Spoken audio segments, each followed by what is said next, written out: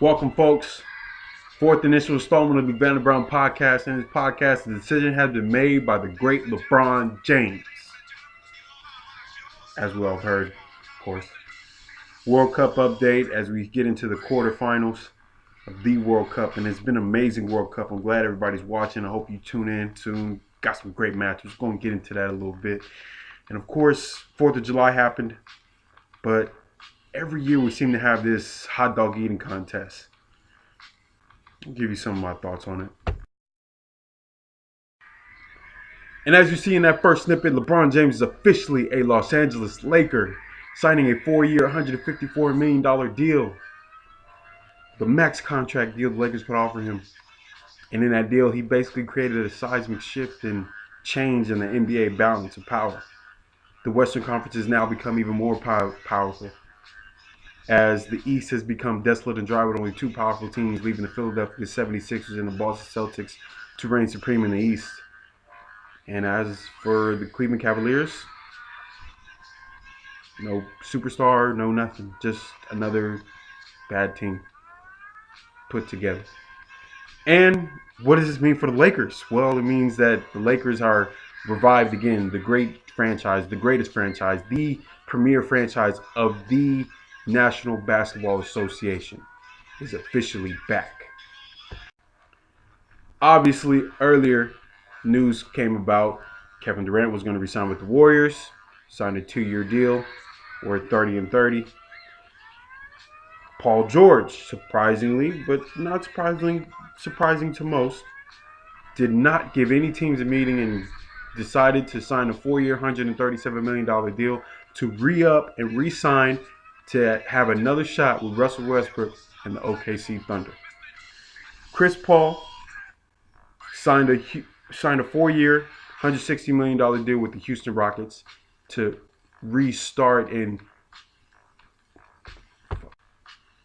have unfinished business, as per se, as they lost in 7 games to the eventual champs, the Golden State Warriors. And as well, a shock to the entire NBA just a day later when Demarcus Boogie Cousins signed a 1-year, $5.3 million deal, mid-level exception, to sign with the Golden State Warriors.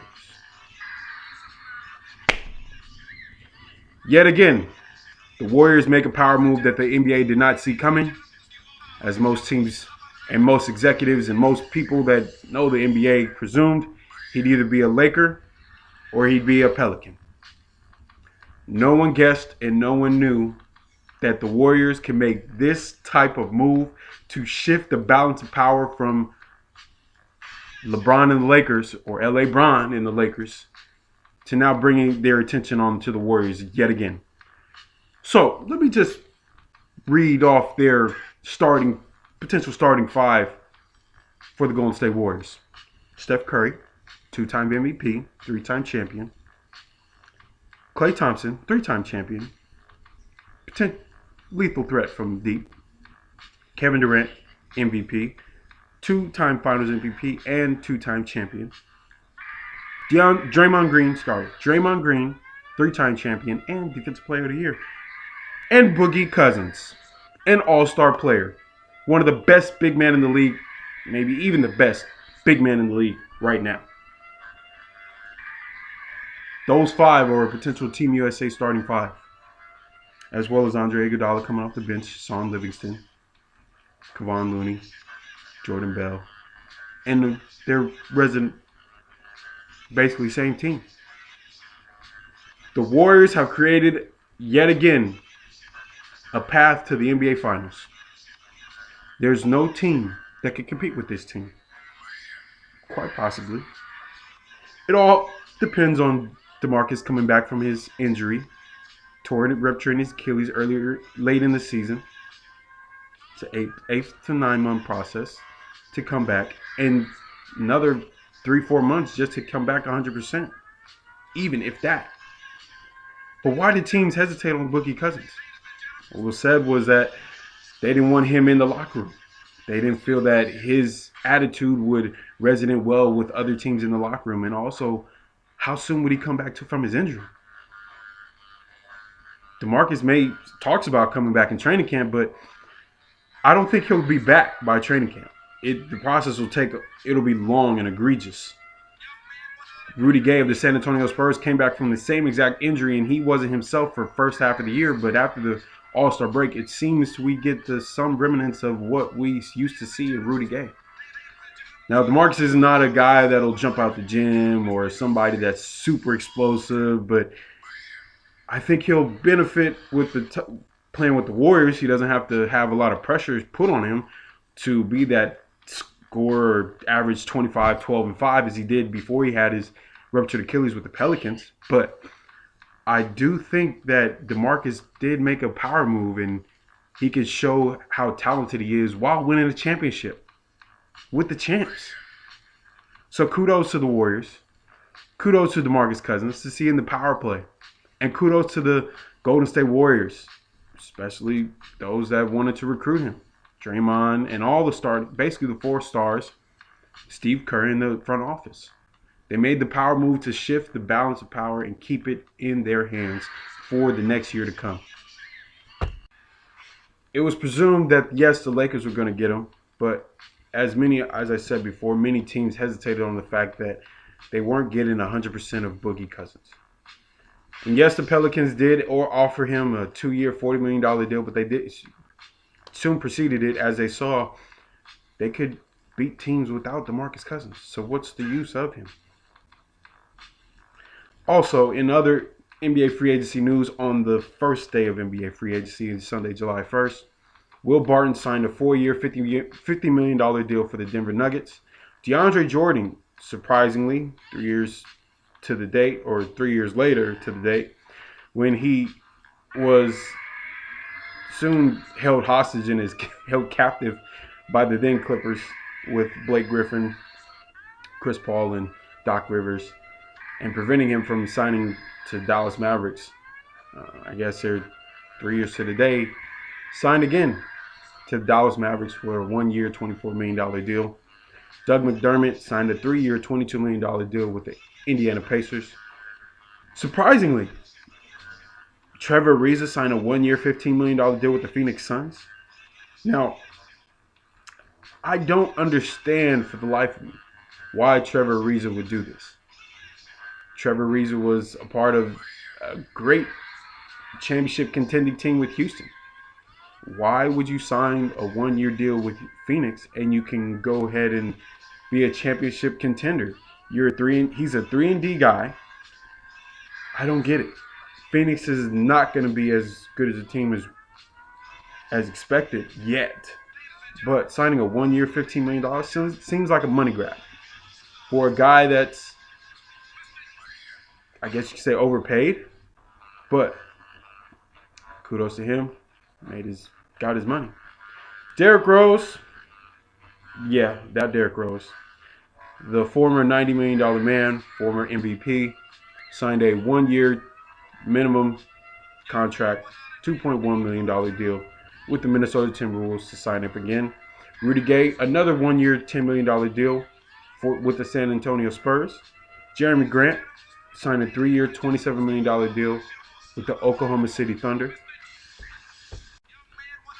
Marco Bellinelli signed up again and went back to the San Antonio Spurs on a 2-year, $12 million deal after having a very good season with the Philadelphia 76ers. Gerald Green signs with the Houston Rockets on a 1-year, $2.4 million deal. Aaron Baines signs a 2-year contract to re-up with the Boston Celtics. Aaron Gordon signed a 4-year, $84 million deal with the Orlando Magic, as it seemed that suitors did not see the potential in him as of yet, and the only team that could offer him the most money for his worth was the Orlando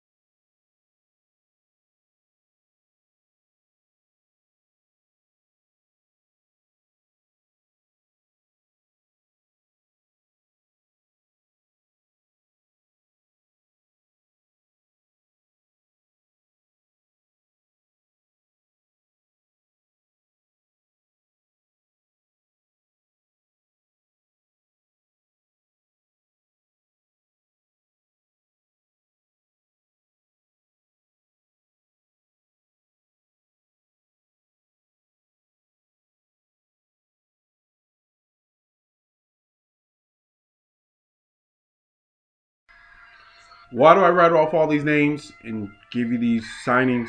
Well, because obviously, first day of NBA free agency, well over $1 billion was spent on NBA free agents this year, which is one of the most money spent on NBA free agents in NBA history. In World Cup news, opening games of the round of 16, Uruguay versus Portugal. Edison Cavani scored 2 goals to eliminate the Portuguese from these World Cups. And also later in that day, France versus Argentina. Kylian Mbappe, the young, talented 19-year-old star for France, scored 2 goals in a matter of 4 minutes to eliminate the late rally by the Argentinians with a score of 4-3. And also, what does this mean about the greatness of the top 2 players in the game, Cristiano Ronaldo and Lionel Messi? Cristiano Ronaldo scored his 85th goal in international play, and he essentially became the top goal scorer in all of Europe by any European man.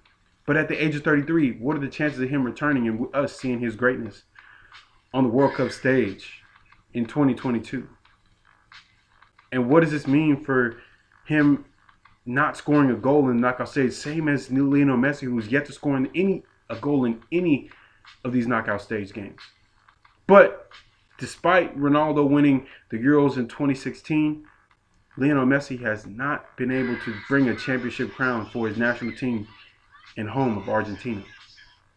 But yet he's had all these trophies and greatness and records for Barcelona. So what does this mean for the greatness? Are they just great club players and their national teams, they seem to fault and not be the same? Will we hold their national team play and their games in on their national teams against them, as they have had club success unsurmounted and greater than most players in the game today? And quite possibly the upset of these World Cups, Russia beat Spain on penalty kicks. As a late save by their goalie, Russia absolutely exploded, and quite possibly the upset of these quarterfinals by beating Spain, the 2010 champs, and essentially killing all hopes of their last final golden age run to become World Cup champs. In a great age and a great time for Spain football. Also, possibly one of the great games of these World Cups. Denmark versus Croatia. Absolutely crazy, absolutely amazing to see. Croatia gave up a goal, and Denmark scored on a rebound in complete shock in the first 57 seconds of a World Cup game. Then we can't sit and watch for or turn away if you went and grabbed a drink. At the 4th minute, Croatia scored a goal, essentially tying the game in the early stages of the match. The game went on. We went to extra time in 120 minutes. We went to PKs, and Luka Modric saved himself by missing an early penalty kick, and Croatia won 3-2 on penalty kicks. What many saw as what might be an early round upset, or one of the other upsets that would happen in these first round of knockout stage games, Brazil-Mexico, and didn't happen. Brazil's dominance and their speed and their power and their attacking prowess in the second half had them score 2 goals in the second half, and essentially eliminating El Tri from these World Cups and any hopes of perhaps a miracle run by the Mexico team. And quite possibly the comeback of these knockout stage games. Japan with 2 goals in the second half, having a 2-0 lead on Belgium, one of the potential favorites in these World Cups. And then essentially in a span of 20 minutes, Belgium tied the game up. And in the 94th minute, just as the ref was going to blow the whistle and call it and go into extra time, Belgium, on a late run, scored in the 94th minute, and absolutely the craziest game of all games, late in the knockout stage, and they become the first team to come back from a 2-goal deficit since 1982 in the knockout stage or any World Cup. Sweden outlasted Switzerland and quite possibly beating them. And then also another great game where we saw England pounce on the tenacious defense of Colombia and get an early PK goal. And Colombia came roaring back late in the match by tying the game up, went into extra time, no goal scored, went on penalties, 2 saves each by Colombian and the England goalies. But it was England's goalie who made a 3rd save and essentially putting England into the quarterfinals against Sweden. I can't say it enough. We all can't say it enough. But this is what we love to see. This is the World Cup. Essentially, we had an upset of Russia over Spain, a comeback by Belgium over Japan, complete and utter dominance by France, Croatia and England surviving by the skin of their teeth on PKs and great saves by their goalies. But it creates these great matchups that we love to see. Hopefully we can get the first great one, which will be Uruguay against France. Hopefully Edison Cavani can play, but he did have a late calf injury late in the game against Portugal. Also, Belgium, Brazil, possibly one of the two of the top 3 favorites in these games today. The young youth in Belgium, the flash, the flair, the dominance of Brazil, the French, their flair, their talent, their overall team, and then Uruguay, their defense and their 2 goal scorers of Suarez and Cavani. Who do you got coming out of this side of the bracket? The Western Conference of this bracket. And then also on this side, we got Russia versus one of the hopeful favorites in Croatia. And then Sweden versus England, the young English team. Where do you guys see these games going? Who do you see getting to the semis? I see Brazil. I see France in a potential star-studded semifinal matchup on the one bracket. And then in the other bracket, I see England versus Croatia. The miracle run and the hopes of Russia coming to an end. Croatia going up against England. This is beautiful. I can't wait. Starts Friday. Tune in, Fox, on Fox to watch these quarterfinals of the World Cup. It's going to be amazing. Don't miss a second. Make sure you get up on time. These games are early in the morning, but these are can't-miss games. Love it. World Cup Russia 2018. Something I must say, it's a 4th of July annual thing that happens every year, is the Nathan's National Hot Dog Eating Contest. Okay, I'm going to say this. I hate it. I think it's the most repulsive thing to be televised on national TV. You see grown men gulping down and housing hot dogs at a rapid pace for 12 minutes. Some of these men may hurl and throw up their all the hot dogs that they've eaten.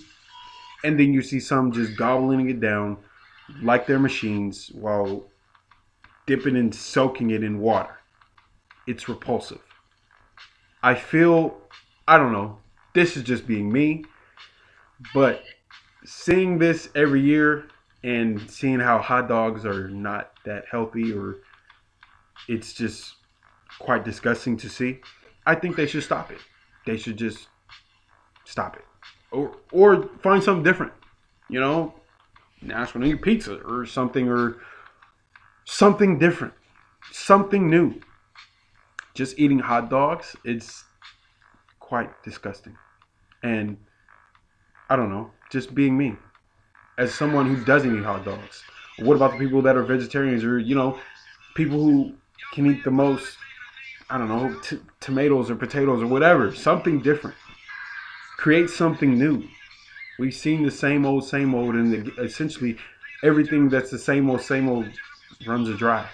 And but here, I do want to say shout out to Joey Chestnut for winning his 11th title by eating 74 hot dogs. San Jose State native.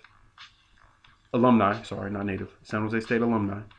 But yes, I say we do away with this hot dog eating contest and come up with something different. Carrots or potatoes or whatever. Something different. Something new. Something fresh. Then go back to a hot dog eating contest when it becomes that the new things don't work out so well, or the new things, just aren't the same. Just my thoughts. What are your thoughts on those hot dog eating contests? And how did your 4th of July turn out? Because the ribs and everything, the fireworks, how was yours turned out? Hope it was great. 4th of July, baby. Before I end this cast, I do want to get into a little something.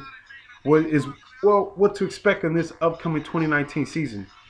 Based on these moves and based on the aspect of what's happening in NBA free agency, I just want to give an example of what is to come for what's to come in NBA 2018-19 season. Let's start with this. Let's go with the Golden State Warriors. As I said before, they have 5 All-Stars, a Team USA starting 5, a super-duper team, as everyone's saying, an unbeatable team, possibly. Quite possibly the greatest team ever assembled on paper as we speak right now. Klay Thompson, Steph Curry, Draymond Green, Kevin Durant, and Boogie Cousins. That's one team. We have the Lakers with LeBron in the hopes of having Lance Stevenson, Rajon Rondo, JaVale McGee, and Kentavious Caldwell-Pope, and the young pups of Kyle Kuzma, Brandon Ingram, and Lonzo Ball.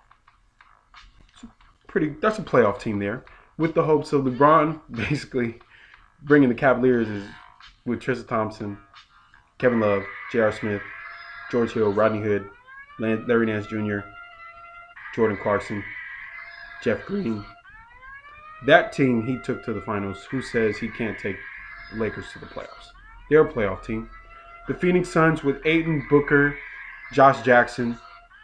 They could potentially be a playoff team with Trevor Ariza added and some old vets like Tyson Chandler and Jared Dudley. They could potentially do something in the West. I'm not going to say they're going to win or get to the playoffs, but they might be a threat. Now here's the team that I do want to let everybody know about. The team that not a lot of people are talking about. A team full of youth, full of old wily vets. That team is the Sacramento Kings. Now I'm going to rattle off this list of names for you. Marvin Bagley III, Bogdan Bogdanovic, Bojan Bogdanovic. Sorry, excuse me. Bad names. Vince Carter, Willie Cauley-Stein, De'Aaron Fox, Harry Giles, Nigel Hayes, Buddy Hield, Justin Jackson, Scala BCA, Frank Mason III, Zach Randolph, and Garrett Temple. Now, to the avid basketball person who doesn't know much, that seems like whatever team. But that is a young, athletic, they have shooters, they have playmakers on their team. That is a good team. That is quite possibly a surprise team in the West. Now I'm going to say this. If the Kings do not win at least 30 to 35 games, maybe 40 games, if that, it is a failure of a season. That is a pretty good team that might surprise a couple teams in the West. I would not sleep on the Sacramento Kings, even if they do get to the playoffs, or if they're in contention in the 11th or 10th seed in the West. That could be a threat. That's just 3 teams in the Pacific alone. The Golden State Warriors, the Los Angeles Lakers, and the Sacramento Kings. The Clippers might fall off as they seem to not have any All-Stars left. And the Phoenix Suns are a young team. Let's go into the Southwest Division. You have the Dallas Mavericks with Dirk Nowitzki, DeAndre Jordan, and Luka Doncic, and Harrison Barnes, Yogi Ferrell, JJ Barea, and Wesley Matthews. that could be a dangerous team, as they weren't that good this past season, but they could be dangerous. The Mavericks are always respected and always dangerous and always a threat in the Western Conference. Then the 65 winning, the regular season champs of with the best record in the NBA, the Houston Rockets, bring essentially the same team back. The Memphis Grizzlies, not so much, as they are just a complete and absolute rebuild. Then you have New Orleans Pelicans with Anthony Davis, and now the Julius Randle added to the mix with Drew Holiday, with only the key leaving parts of Demarcus Cousins and Rajon Rondo. And then you have the Spurs, who are always a threat, and whether Kawhi stays or leaves, they still were able to get into the playoffs minus Kawhi, or Kawhi only playing 9 games out the year. So there's the Houston Rockets, the Pelicans, and the Spurs, added to the Warriors, the Lakers, and the Kings. That's 6 teams there.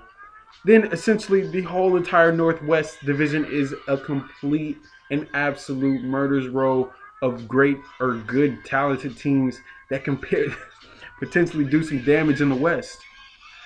You have the Denver Nuggets, who just barely missed the playoffs, and they lost to the Minnesota Timberwolves, who beat them in basically essentially the play-in game for the 8th seed in the West. You have the OKC Thunder re-signing Paul George and Russell Westbrook, and Carmelo Anthony opting into his basically a $30 million deal in the last year of his contract. Then you have the Portland Trailblazers with Dame Lillard and CJ McCollum, Jokic, and then you have Nikola Jokic. Yusuf Nurkic. Sorry.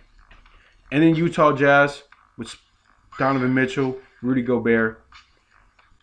These 11 teams could potentially 12, maybe 13, depending on how the Mavericks and maybe the Clippers. But there's 13 possible teams that are viable threats in the Western Conference that can essentially get there with 8 spots available. So let's just hypothetically, based on the teams we got right now, let's hypothetically just go through the teams that we see making the playoffs. We got the Warriors. I see the Warriors, the Lakers, the Houston Rockets, the Pelicans, the Spurs, and the Nuggets, Thunder, and the Trailblazers are going to make it. I see the Jazz falling off a little bit, and I do see the Timberwolves falling off, as it seems growing concerns as Jimmy Butler, Karl Anthony Towns, and Andrew Wiggins seem to not be on the same page and want to fight. And they were certainly talented enough to do some damage in the West, but when Jimmy Butler went down with a knee injury, the Timberwolves went from essentially 3rd to 8th place in the West.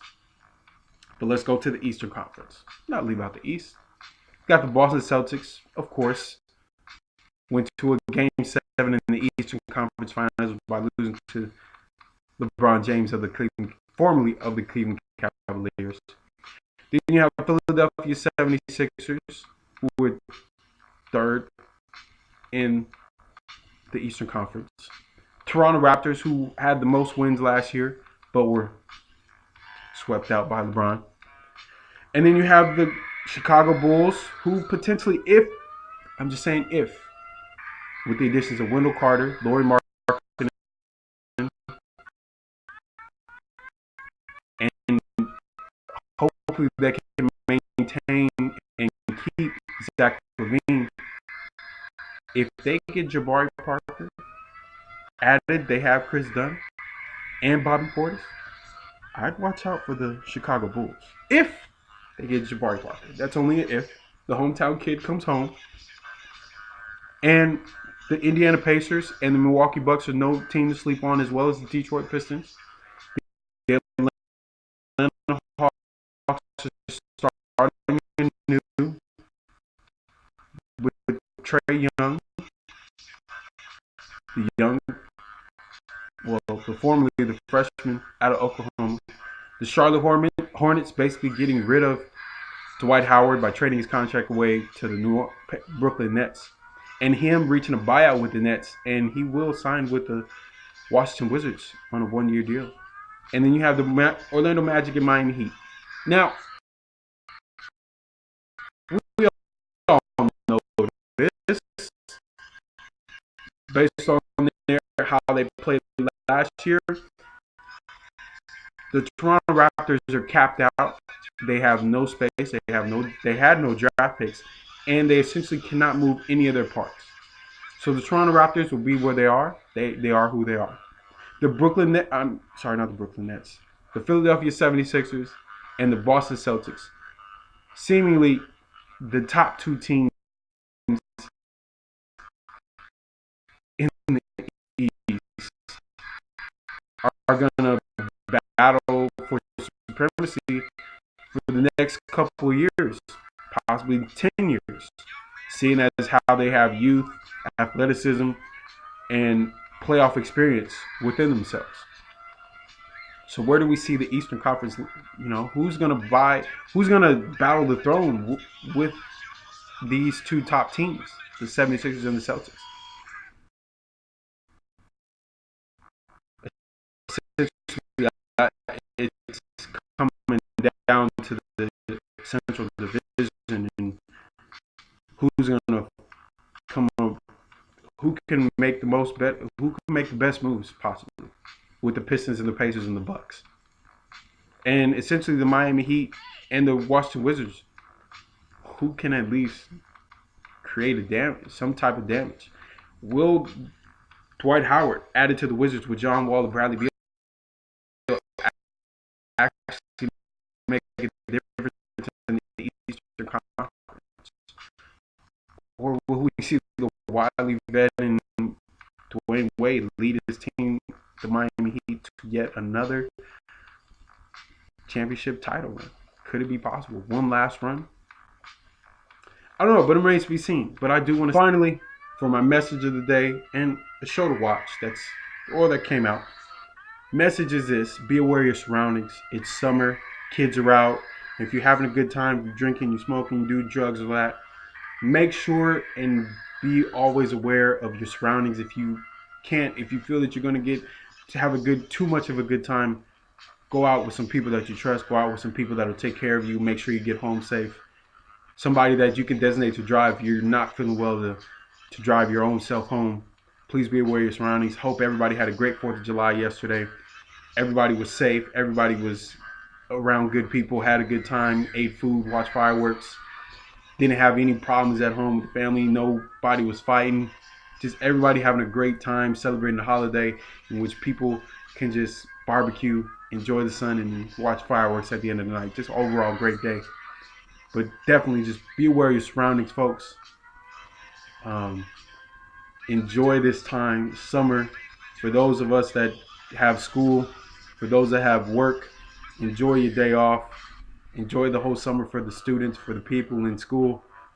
Enjoy it because it's a beautiful time in life. Definitely go out and travel, go out and experience, go out and find new people to talk to and experience the world because it's beautiful right now. And also for the show of the day, definitely the show that we've all been waiting for almost a year, Power. Go watch Power. I'm not going to give you any details about the show, but just know Power is a great show. It's about an entrepreneur. I'm not going to give you any details because I don't want to give you anything that happened within the new season. But definitely watch Power. It's a well talked about show, well done by executive producer 50 Cent. And if you like shows that have drugs, violence, scandal, corruption, this is your show. This is your show. Watch Power. Comes on Stars on Sundays. It's one of the best shows out. Definitely a summer watch. Stay tuned.